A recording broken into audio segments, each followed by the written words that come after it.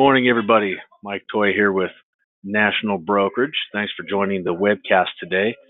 Uh, Today's webcast is going to be a follow up from last month. Last month we did a webcast on Social Media 101, and this month we're going to do it again on social media, but we're going to focus more on the what, where, when, how, and why. So at the end, this is going to be somewhat of a short one. We're going to briefly talk about each one of these factors, and then at the end, I'm just going to open it up to questions. So any questions that anybody has about social media or national brokerage or any of those topics, feel free to type them in the box, and I'll answer the questions at that time. So quick blurb here about us. Let me move to the next slide here. Bear with me one second here. There we go.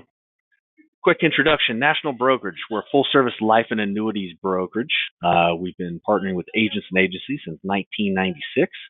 This is the home of NBGo, which is the service that takes the application on your behalf. I would also invite you to subscribe to our YouTube channel to see more videos about who we are and what we do and how we do it and how it can help you.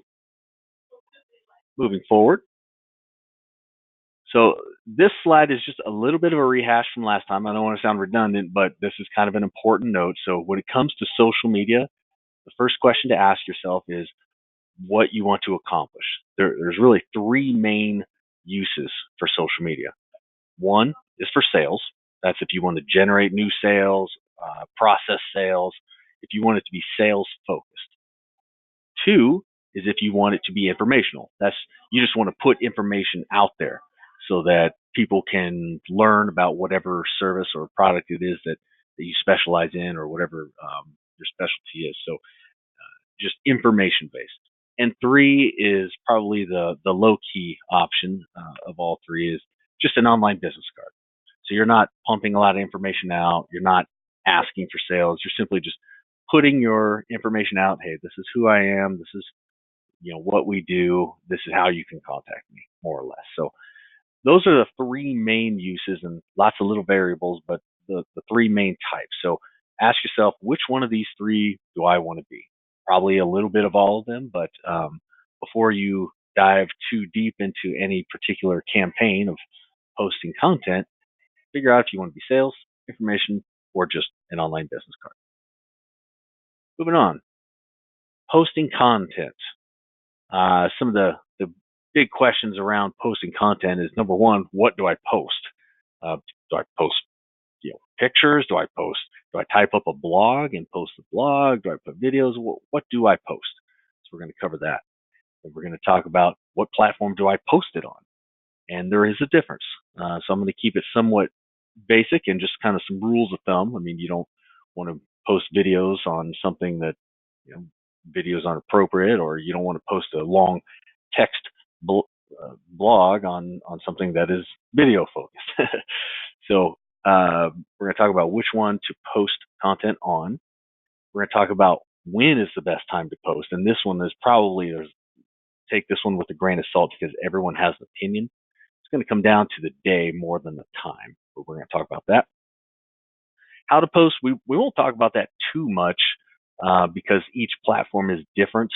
They're all relatively the same when it comes to posting. It's similar to just attaching an attachment to an email. You go onto the platform, you click wherever their upload is, click it, add whatever you want to add, and click post. But I'm going to show one quick demonstration on Facebook, how to post content to Facebook. And then why do we post at all? Like, what's the point? And really that goes back to the last question of what do you want to accomplish? Do you want to generate sales? Do you want to be information based? Or do you just want to be an online business card? If you're an online business card, you really don't need to post a lot all the time. If you want to generate sales, that's going to require more work. So we'll talk about that. Moving on to the next slide here. So here's a little bit about each of the main platforms that you would probably use for your business, that is. Facebook. Facebook is still, by and large, even though they get a lot of bad press and they have done a lot of, questionable things with data, whether we love them or hate them, they're still the number one social media platform out there. and they're the most robust. So you can post anything from pictures to videos to company updates to your company's contact information to a location on a map. It pretty much does everything. Think of Facebook as somewhat of an online business card. So when somebody goes to check you out online, whether you've talked to them before or not, Facebook is probably one of the first places that they will look. Maybe Google, but Google's going to point them right to Facebook most of the time. Even if you don't have a Facebook, it's still going to point them to Facebook because Facebook pays for that kind of ad space. So it's important to have a Facebook, even if you never use it, just have one and use it as an online business card. YouTube. I put YouTube as number two because I think in our business in life insurance, it is one of the most important platforms you can use because as everybody on the call, I'm sure is aware, life insurance isn't something that there is no silver bullet. There is no boxed version of it. It's very dynamic. And what we specialize in and how we specialize in doing it, um, there's always a story to that needs to be told. So you can type out that story and hope someone reads it, or you can make a short video and put it on YouTube and then put that YouTube link on your Facebook, on your website, in your emails. Everywhere that you send information, you can post that link in that along with that information. So that way you get to tell your story the way you want to tell it, instead of someone else interpreting it from reading it or having no information to go on at all. So one thing I'll touch on too with YouTube, most people have some type of YouTube account. I mean, if you have a Gmail account, you probably have a YouTube.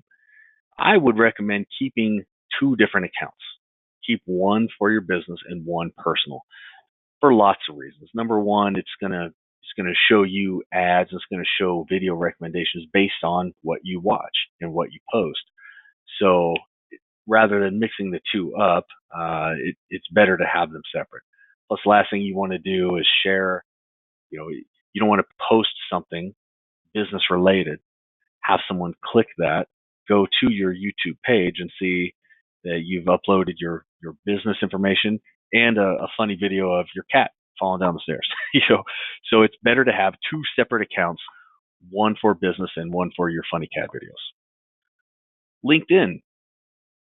LinkedIn is a must these days. It's difficult somewhat to describe the difference between LinkedIn and Facebook. A lot of people get them confused, believe it or not, even though they clearly have different names and purposes. The icons look kind of the same, and when you try to describe them in a nutshell, they kind of sound the same, but they're not. LinkedIn, think of it more as a resume compared to a business card. A resume and a business card are two different things entirely. So that's kind of the best way to summarize LinkedIn and Facebook. And the number one thing I always hear when I say that from people is, "Well, I don't need a resume. I have a job, or I'm not looking for a job," and that's fine. It's not a resume that is meant to find you a job. It's more to showcase who you are as a professional. It's to say, "This is who I am. This is where I work. This is my business. This is what I've accomplished so far. Here's some of the people that I know. Here's what they've said about me. Here's what I've said about them. By the way, here's an article that I would recommend that you read. It's about life insurance or whatever the case is." So LinkedIn is great for that kind of information. If you don't have a LinkedIn and someone is looking at you for, possibly do some business with you, and they search LinkedIn and don't find you on there, that's saying that's making a statement in itself. So, like Facebook, if you don't have one, get one. Just use it as an online showcase, if nothing else. Even if you never use it again. Instagram, I would say, is not a must-have. It's a good thing to have. It's a type of platform that you can add a personal touch to who you are and your team. Maybe post some photos of your team in your office. It humanizes you a little bit. So when someone, again, is especially clients, when they're looking at you to do business and maybe they're a little bit intimidated by finance and by insurance and they don't want to look stupid. Well, it can be intimidating to talk to a professional, even though that's what we do. I'm sure you know as well as I do that sometimes people will avoid talking to us just because they don't feel like they know enough. What happened in Instagram is a good way to sort of humanize us a little bit and say, look, I'm just a person like you. Here's me with my team. We're just people. This is just what we do. I have found it helps a lot in that area. So if you don't have one, you might consider getting one. Post a few pictures of you and your team or your office building or something of that nature. So it's good to have for that reason. I'm going to move on to the next slide here.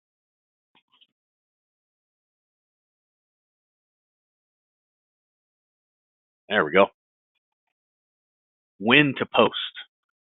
Okay, I know this kind of squished, might be a little bit hard to read, so I'm going to summarize some of these. So this lists out Facebook, Instagram, Twitter, which we're not going to talk about, YouTube, and LinkedIn. I don't have anything against Twitter. I have one. We have one here as a company, but I have found that it doesn't gain as nearly as much traction as the others. So it's on the list here, but we're not really going to discuss that much more. For Facebook, it talks about the posting frequency, 1 to 4 times a week. That's kind of the same story with LinkedIn and Instagram and whatnot. I would argue that whatever you post or however often you post, it's best to just be consistent with that. So if you only post once a month, that's fine. Just try to stay consistent and post once a month. Now, I would recommend doing more than once a month if you can, depending on what you want to accomplish. Maybe at least every other week. Once a week, I think, is really good. Another thing you don't want to do is you don't want to post every day, and you definitely don't want to post multiple times a day unless you are very aggressive and sales is your number one focus, in which case maybe it would be appropriate. But what you run the risk of if you oversaturate your page that way and you post constantly is people tend to tune you out. Um, they don't read what you put out there with as much urgency because hey, I know he's going to post again here in a couple hours, and if I really don't have time today or this week, this guy posts all the time, all day, every day. Sooner or later, I'll see a post, and that'll remind me, then I'll go. And of course, then they never remember. So you don't want to post that frequently. You want your post to be good enough that when people see it, catches their attention for a second. But you don't want to post so infrequently that everyone forgets who you are either. So it's that balance in between. So I would say 1 to 4 times a week is good for all of the mediums. Um, One other thing I'll point out on this is take all of these with a grain of salt. Because if you go on Google and you say, how often should I post to social media? You're going to find 50 different charts just like this saying 50 different things. Everyone has an opinion, and every one of those 50 opinions in this example, they're all in 50 different industries. So it's just kind of relative. So the best thing I could recommend really is just use common sense, know who your audience is a little bit. If you cater to young married people or um, elderly people, whoever it is that you deal with the most, just know who your audience is and sort of base it on that. There's a lot of trial and error involved, so just be mindful of that. As far as uh, when to post, it comes down to the day of the week more than the time of day. As a general rule, if you remember nothing else, Tuesdays and Thursdays. For whatever reason, Tuesdays and Thursdays are the best days to post to social media, especially when it comes to Facebook and Instagram. YouTube is a kind of channel that you can post pretty much anytime, just the way that that works. LinkedIn, you want to do that one during business hours because, again, it's a professional social media platform. That's typically when people get on it. I mean, unless you like to work 24 hours a day, 7 days a week, you probably would only look at LinkedIn during the time that you are in the professional mindset, which is business hours, Monday through Friday. Hashtags. That's something I won't dive into a lot, but I'll touch on it. A hashtag is just a little pound sign along with a keyword. So let's say you want to post something on overfunding an IUL life insurance policy. You post your little blog about overfunding an IUL, and then you would put a hashtag IUL space, put another hashtag cash value IUL, something like that. And what that does is when someone is on the internet or on that social media platform and they want to find more information about IULs, they search IUL, it searches for that key term and you link your post to that key term. So it makes your post, it raises the chances of you being found when someone searches for you. It's hard to overstate the value of a hashtag. As silly as it might sound, that is what separates a lot of people who are found on social media from the people who are not found on social media, is just using hashtags. So again, I could talk about that for days, so I won't spend all day talking about it. But it's something worth looking into. Just use a hashtag. Simple as putting a little pound sign and whatever word you want to be found by. A little bit about what kind of content to post. We talked about that a little bit. Facebook is mostly photos, videos, sharing some articles. Instagram is photos and short videos only. There's no text post on Instagram. YouTube, of course, is just going to be videos. I know that on our national brokerage YouTube channel, we do a mix of sales ideas with tutorials on field underwriting, for example. Okay, how do I field right underwrite? Just little short tutorials, 3 to 5 minutes long, unless you are catering to a very specific niche, a very specific demographic that really wants your information. You don't want to go past that 5, 6, 7 minute mark because a high percentage of people are not going to make it through whatever it is that you're saying. So try to keep it short and sweet if you can. Um, and actually, that dovetails right into the next box there, which is how long. Take it with a grain of salt. YouTube, for example, it says 2 minutes. I would recommend 3 to 5. I try to keep ours around 3 to 5. But depending on what kind of content you're posting, maybe you don't have 3 to 5 minutes worth of content. So in a case like that, 2 minutes is great. Move on here. There are some good tips I noticed on this particular chart. So content tips for Facebook. When someone is scrolling through Facebook, and as anyone here who has Facebook will tell you, as you're scrolling through, you're not stopping and reading every single thing. You're kind of scrolling, scrolling, and then you see something of interest and you kind of stop, maybe scroll up a little bit to go back to it, whatever caught your eye. That's what you're going for. You want to be that catchy thing that someone goes, oh, wait, what was that? And they stop and they scroll up a little bit to see what it was.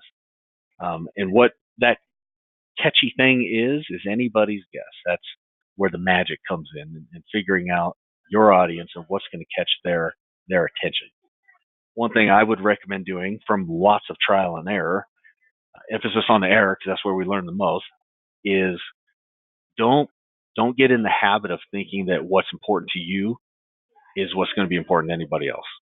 If it's not working, then discard it, or at least put it aside and keep going until you find something that is working. The only way to measure the value of what you're posting is by the results, not by how much time you put into it or how cool you think it looks or what someone says about it when you ask them their opinion. None of that really matters. The only thing that matters is the result that you get. Otherwise, why are we doing it? That's a hard reality to accept, and it was hard for me to accept for a long time. But when it finally clicks, then it clicks. You realize, okay, if it's not working, I'm going to do something else that is working, even if I think this new thing is stupid and my last thing was super cool.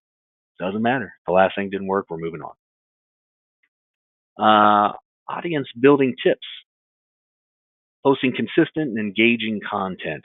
That's something else I'll talk about just briefly. And it kind of goes along with what I was just saying a minute ago. You want to post something that is engaging. So even though you might find an article about the latest LIMRA study on life insurance sales in 2018, you might find that fascinating, and it might be very fascinating. Chances are your audience probably won't care about that. It's not going to convince that husband and wife to buy insurance. They don't care what the last LIMRA study was. That's how we study the industry. It's not what they care about. So make sure the content you post is something that is engaging for them. It's got to be something that catches their attention, whether it's a picture that says 1,000 words or whether it's content that really speaks to them. So that's something I would keep in mind there. As for your YouTube page, I'll touch on that too when it comes to audience building tips. When you post something on there, make sure that you have in mind that what you're saying and what you're posting is built for time. So when you say things like good morning, it might sound natural. Someone might watch it at midnight. So I would avoid things like that. Speak on YouTube and make your videos on YouTube as if people are going to watch it from now till forever, at any time of day, in any mood that they might be in. So try to think universally from that aspect. Move on here to the next slide.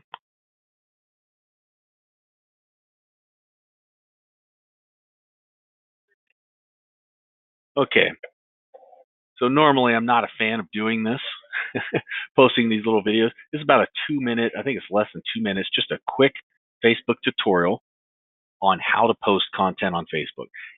It might seem somewhat basic if you've already been familiar with Facebook and you know what to do. So if so, just bear with me for a couple of minutes. But for those who aren't quite sure where to start or how exactly to make a post, I'm going to turn this on here so you can see. Posting to your page lets people know what's going on with your business.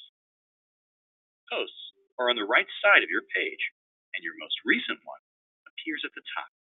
When you create a post, people will see it when they visit your page, or may see it in their newsfeed. To start, just type your message. Below the area you type, there are some icons. The clock icon lets you schedule a post for later, which helps you plan posts for events or holidays. Just click to choose a date and a specific time you want your post to appear. The targeting icon lets you narrow the audience that may see your post in newsfeed. Choose by gender, age, or even location and language. With the location icon, you can add your location to a post, which is helpful if you're posting from an event or a place away from your business. With the camera icon, you can add a photo or video to your post. And finally, with the public button, you can limit who sees your post by location or language.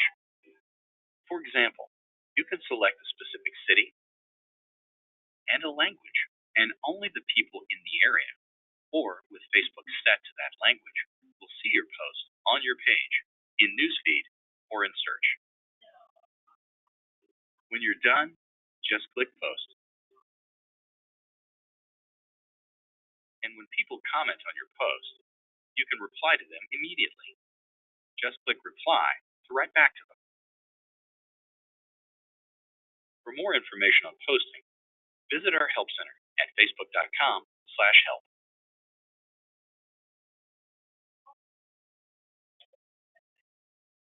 There we go.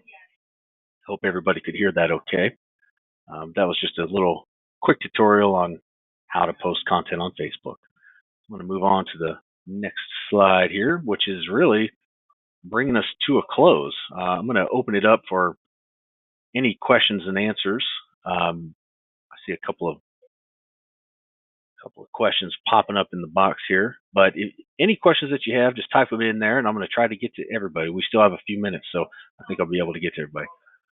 One question is, where do I find content to post? Depends on what kind of content you want to post, whether it's a video or an article or whatnot.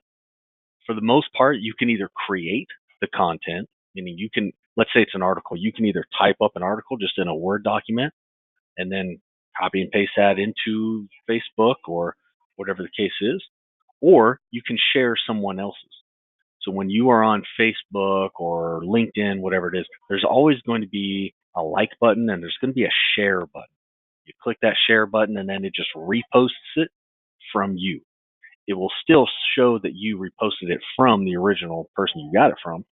So that way, we're not stealing each other's content. No one is stealing yours. It gives credit where credit is due. But it's a good way to pass along good information if maybe creating the content isn't something that we have time for or something that we excel at. So long story short on that, I would say you can either create it or just share what someone else has already created. And usually you can share content from one platform to the other. So you can share something from Instagram to Facebook, etc. Some of those platforms don't play nice together and they have restrictions, but usually you can figure out a way. Let's see. How often should I post? That is a good question. I think we touched on it just briefly, but I'll talk a little bit more about that because that is a common question. How often should you post? Comes down to a lot of things. Comes down to which of those first three social media platforms you want to focus on. Whether you want to be sales focused, or whether you want to be informational, or whether you want to simply be an online business card. So when someone searches the internet, they've got something to find. So you are controlling your destiny instead of the internet controlling your destiny for you. So based on which of those three you want to be, that will determine how often you should post. If you're an online business card kind of person, you don't have to post very much. In fact, you could probably get away with creating your sites and then maybe never touching them again for the most part, other than keeping them current.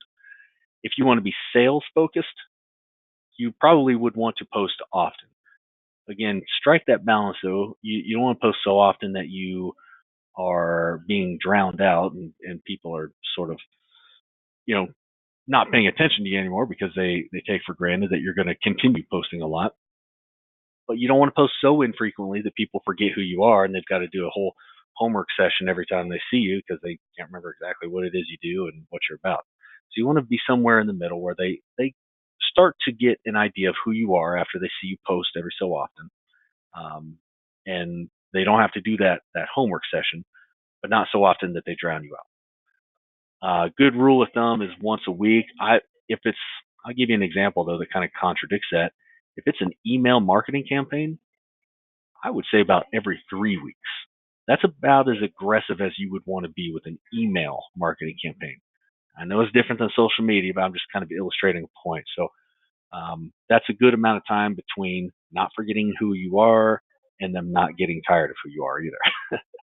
So you'll get to know your audience a little bit, and you'll get to know the platforms, and you'll see what I mean because you'll get on there and you'll see somebody over and over and over, and you'll think, oh gosh, it's this person again, and their content's not even all that interesting. I'm just gonna go ahead and unfollow that person. You don't want to be that guy. So just feel it out, get to know your audience a little bit, and kind of determine what is the most effective for you. Would be my suggestion. Let's see if there's any other questions here.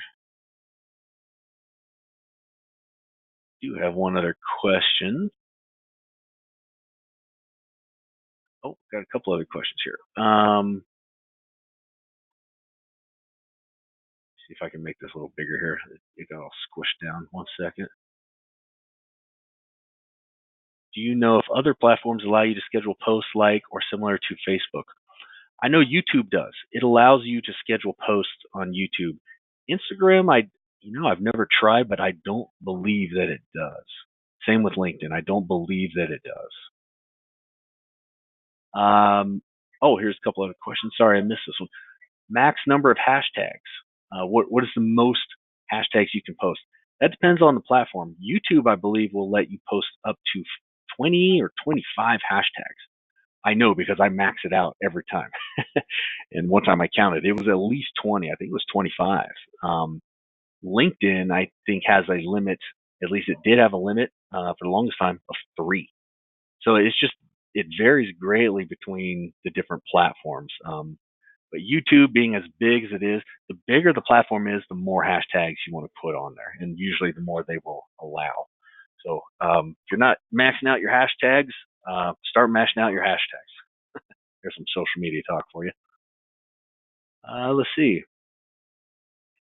a couple others here. Great webinar. Hey, thank you. Appreciate that. Here's another question.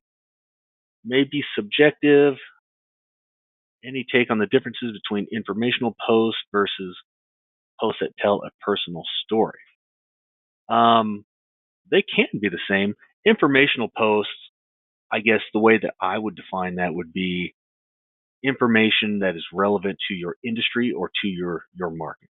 So if you specialize in term insurance, you should be posting informational posts based on term insurance. Here's something to look for in term, or here's some underwriting guides or tips, whatever the case is. So um, having a personal story is still good. In fact, it's always good to have a personal story, whether it's a informational focus you have or whether it's sales focused. Because if you've got that personal story, again, it makes you human to the other side. So um, always put a personal story along with any other content that you're posting. And one other question I think here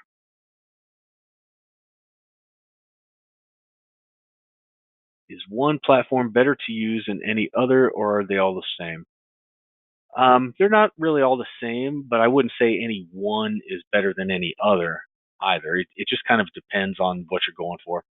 If you're going for giving some good detailed information, I would say maybe YouTube is better than Instagram, and maybe even better than Facebook.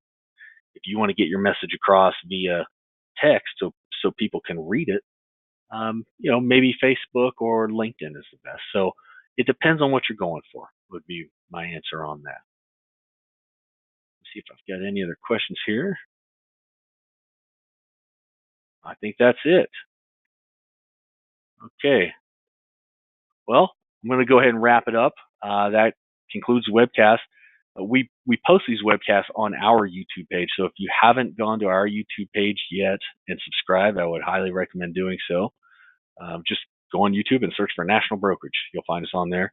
Or go to our website and just click.